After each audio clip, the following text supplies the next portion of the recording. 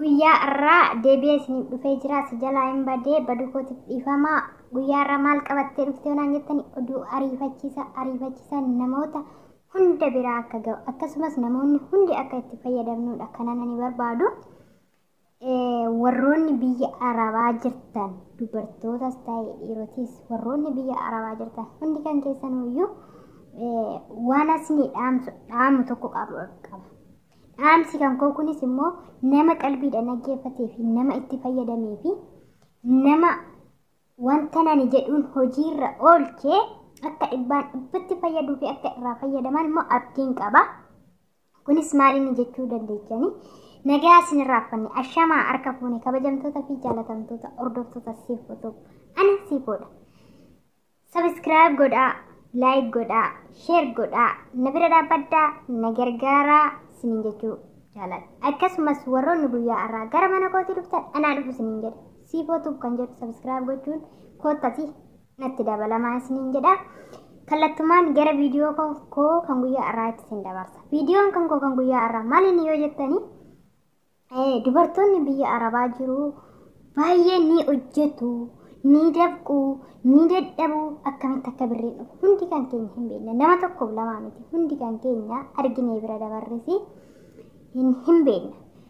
Garuu namni ittiin jijjiiramuu fi namni hojiirra oolfatuu fi namni ittiin maal jedhu nama muraasa dhugaa dubbachuuf jechuudha.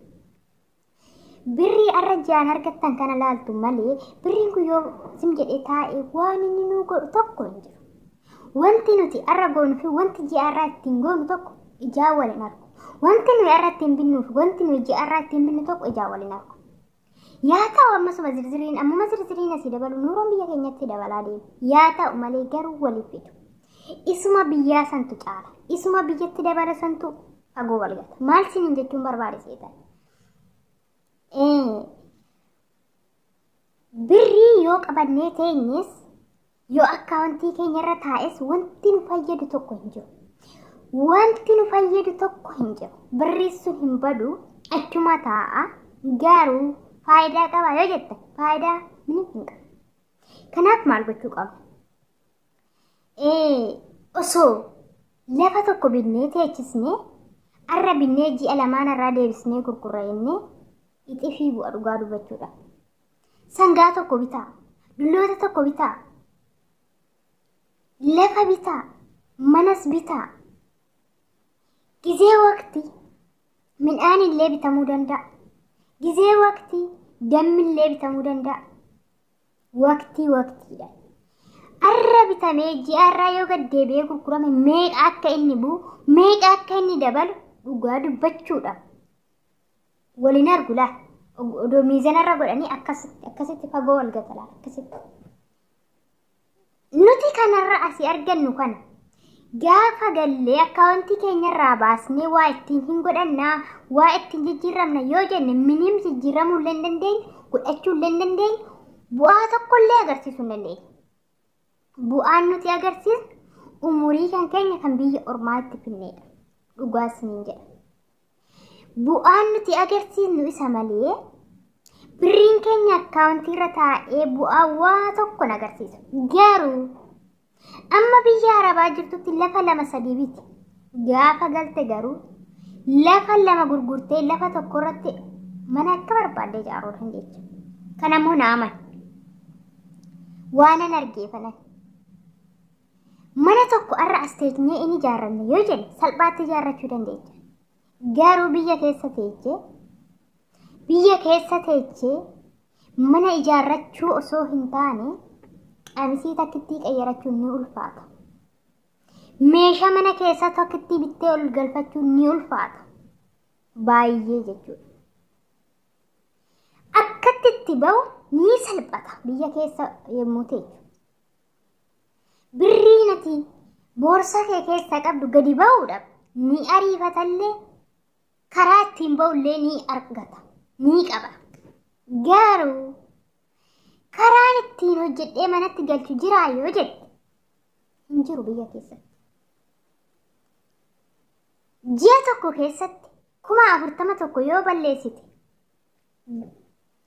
ji'a keessatti hojjettee garuu birrii 4 hin galchitu.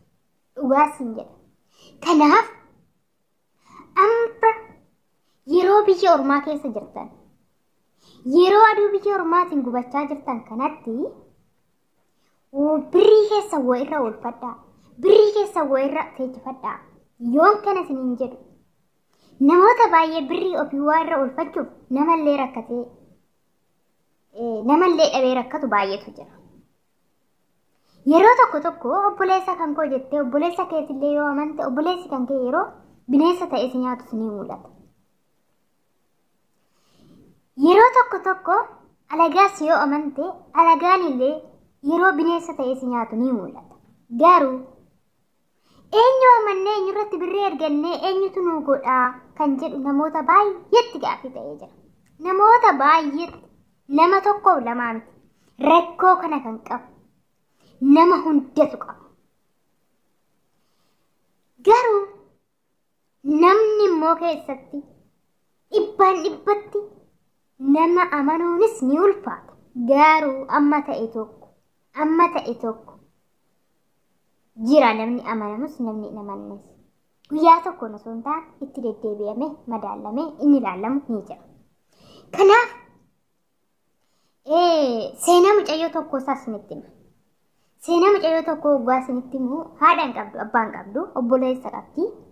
Daa'imummaatti irraa du'an.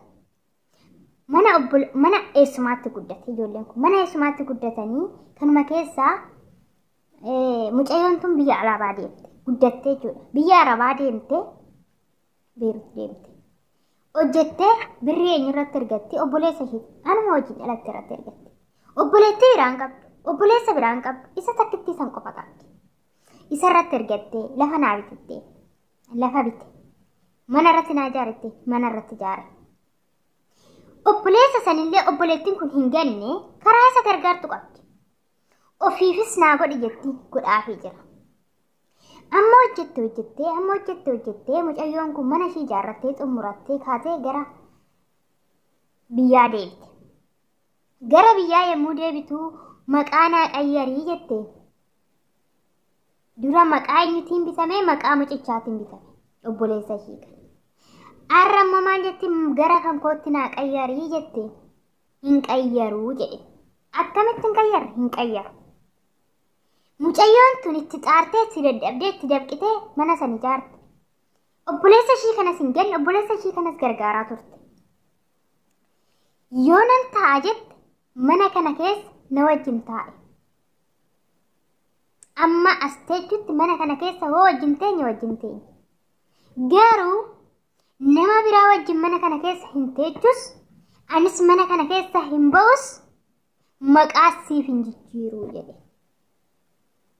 Maal gochuu dandeetti mucayyoon tun? Haadha hin qabdu, abbaan qabdu, obboleessa takkittii sana qabdu, obboleettii hin qabdu. Dhugaa isiniin jedha. Ijoolleen biyya Arabaa jiru. Waan karaa kana baay'ee namni rakkataa jiru baay'eetu jira. Kanaaf namni amanamullee ni jira, namni nama namnillee ni jira. Itti of hin gatinaa. Yeroo tokko godhi jettanii wanti sun godhame moo hin godhamne dhibbaan dhibbatti. Tole. Si fayyade moo sin fayyade? Laala. Umurii keessan oggaa 4, oggaa 6, oggaa 10 biyya Arabaa teechanii wanti kun godhamee malee godhamuusaa dhibbaan dhibbatti yoo hin beekne hin amaninaa firii keessanis hin nyaataminaa. Sinin jechuu jaaladha. Kanaaf birriin baankiis yoo ta'e faayidaa hin qabu. Tole ergannee namaanis immoo warra oolfannas yoo jenne immoo bakki itti namaa wal dhabnullee bakki itti birrii keenya dhabnullee baay'eetu jira. Kanaaf rabbiin nu haa baasu, rabbi sin haa eegu sinin jechuu jaaladha. Viidiyoo sinitti dheeressee viidiyoon kan koo guyyaa irraa asumarratti xumura. Aga viidiyoo biraatiin deebinee walitti dhufnutti laayikii, sheerii, sabskiraayib gochuu hin dagatinaa. Akkasumas wantoota qeeqaa fi gaafii adda addaa yoo qabaattan saanduqa koomentii jalatti naa katabaa. Ani gaafii keessaniif isiniif deebisu qophii xumuree jira. Bye.